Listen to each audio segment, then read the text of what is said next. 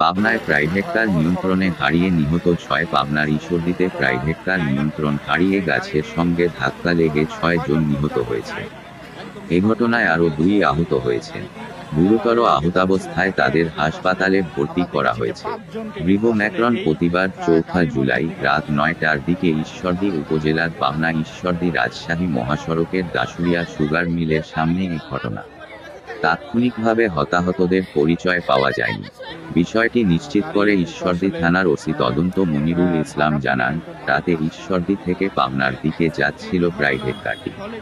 পথে ঘটনাস্থলে পৌঁছালে নিয়ন্ত্রণ হারিয়ে রাস্তার পাশে বৈদ্যুতিক খুঁটি ও গাছের সঙ্গে ধাক্কা লেগে ঘটনাস্থলেই ৩ জন নিহত হয়েছে।